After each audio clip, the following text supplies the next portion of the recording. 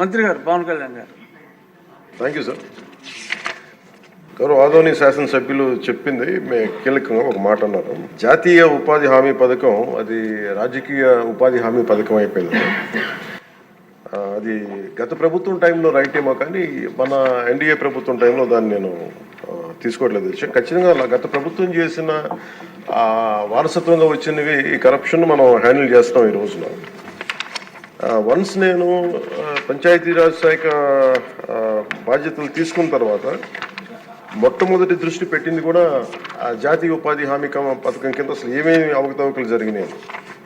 ఇప్పుడు ఎంత గొప్ప పాలసీ పెట్టినా పథకం పెట్టినా జనం అందరూ అంటే మనకి పార్టీలు కొల్యూడైపోయి అందరూ అంటే ఒకళ్ళని కరప్షన్ చేసామని అర్థం చేసుకోగలం, కానీ ఒక గ్రూప్స్ కొల్యూడైపోతే తప్పులు నిర్ధారించడం చాలా కష్టమైపోతుంది.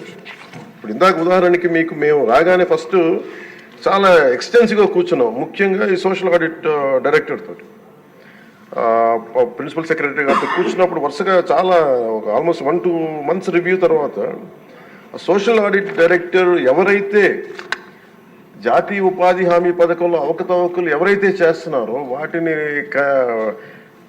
జరగకుండా నిలువరించాల్సిన వ్యక్తి అతనే అవినీతికి పాల్పడ్డాడు అధ్యక్ష. అందుకని వెంటనే అతన్ని తీసి పక్కన పెట్టేసాం. అవి కాకుండా మేము తీసుకున్న ఇమ్మీడియట్ చర్యలు ఏంటంటే అధ్యక్ష, ఒకటి మేము ఈ social audit, vigilance cell, quality control ముగ్గురు కొత్త వాళ్ళని పెట్టాం అధ్యక్ష.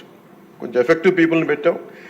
ఇప్పుడు ఉదాహరణకి సోషల్ ఆడిట్ని ఒక 2 months బ్యాక్ పెట్టాం, చాలామందిని సార్ట్అవుట్ చేసి వన్ హూ ఇస్ కేపబుల్ అలాంటి వ్యక్తిని పెట్టాం అధ్యక్ష. అలాగే విజిలెన్స్ సెల్కి చీఫ్ విజిలెన్స్ ఆఫీసర్ని పెట్టాం, 5 months అయింది. అలాగే headed by chief quality control engineer పెట్టాం అధ్యక్ష, సీనియర్ మన రిటైర్డ్ ఇంజనీర్ ఒకరిని పెట్టాం.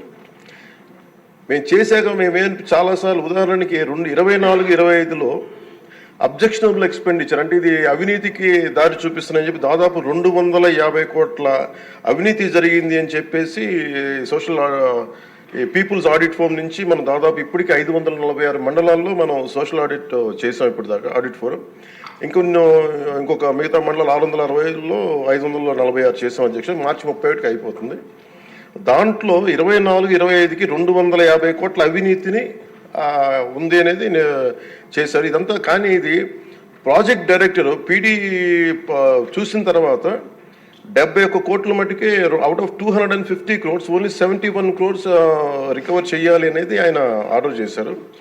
దేనికంటే గౌరవ సభ్యులందరూ చెప్తున్న దాంట్లో మనకు అవినీతి జరిగిందని తెలుసు. అక్కడ అందరూ మస్తర్లో ఫాల్స్గా చేశారు, పనులు చేయకుండా రిజిస్టర్ చేసుకున్నారు, లేదంటే జేసీబీలు పెట్టి చేశారు, ఇవన్నీ ఉంటాయి. కానీ ఎక్కడా కూడా ప్రూఫ్కి దొరకబోయింది. సో దానివల్ల just lack of evidence only out of 250 crores only we could recover, అంటే రికవరీకి ఆదేశం చేసింది 71 కోట్లు. As on now 75.84 lakhs have been recovered అధ్యక్ష. అంటే 250 కోట్ల అవినీతి జరిగిందని గుర్తింపబడింది, కానీ సరైన సాక్ష్యాధారాలు లేకపోవటం వల్ల ఓన్లీ 71 కోట్లకే రికవరీ చేయాలన్నది ప్రాజెక్ట్ డైరెక్టర్ వాళ్ళ బాధ్యత అది. సో దాని నుంచి 75.84 లక్షలు యాజ్ ఆన్ చేశారు. ఇంకా still we have enough time అధ్యక్ష. కానీ దీన్ని ప్రతిదీ చాలా లోతుగా దీన్ని చేస్తున్నాం and we have a very good team which will take it forward. ఇంకా 2 మీరు అడిగింది అధ్యక్ష, ఇందాక మన పార్థసారథి గారు అడిగింది మినిమం వేజ్ పెంచాలి ఇదనంటే wage rate revision central government కింద ఇప్పుడు 25-26కి ఎంత పెంచాలి అనేది as on for minimum wage 300 రూపాయలు అధ్యక్ష. 24-25 మనం అందరూ గుర్తుపెట్టుకోవాల్సింది, గౌరవ సభ్యులు కూడా, ఇది సెంట్రల్ గవర్నమెంట్ ఇచ్చేది కానీ ఇది మనం రాష్ట్ర ప్రభుత్వం నుంచి వచ్చేది కాదు. అందువల్ల వేజ్ కాంపౌండ్ మనం డిసైడ్ చేయం అధ్యక్ష అది. సో యాజ్ ఆన్ టుడే ఇది 24-25కి 300 రూపాయలు. దీన్ని ఆ రివిజన్కి 25-26కి కేంద్ర ప్రభుత్వం దాని మీద సంసిద్ధంగా ఉన్నారు చేయడానికి. అలాగే వేజ్ పేమెంట్ ఇంకా పెండింగ్స్లో ఉన్నాయని చెప్పారు.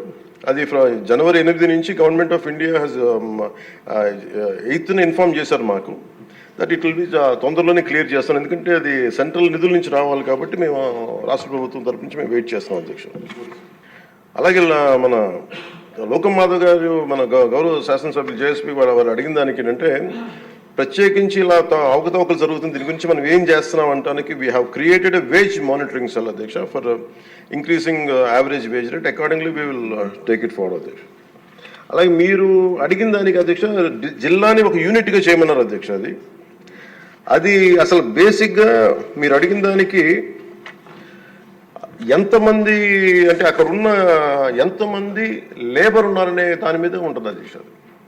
అంటే ఎక్కడ ఎక్కువ పని దినాలు అవసరం, ఎక్కడ లేబర్కి ఎక్కువ పని, దాని మీద బేస్ అయింది తప్ప వేరేలా కాదు అధ్యక్ష. సో మాకు ఉన్నదానికి ఏంటంటే గవర్నమెంట్ ఆఫ్ ఇండియా మన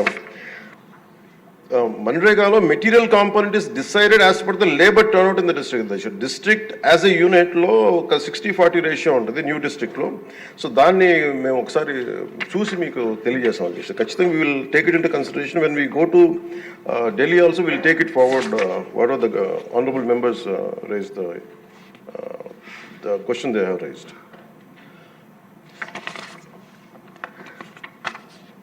సో గవర్నమెంట్ ఆఫ్ ఇండియా అధ్యక్ష ఇట్ పర్మిట్స్ ఓన్లీ, ఇప్పుడు మన అమలాపురం శాసనసభ్యులు గౌరవ సభ్యులు అడిగింది జంగిల్ క్లియరెన్స్ కూడా అడిగారు.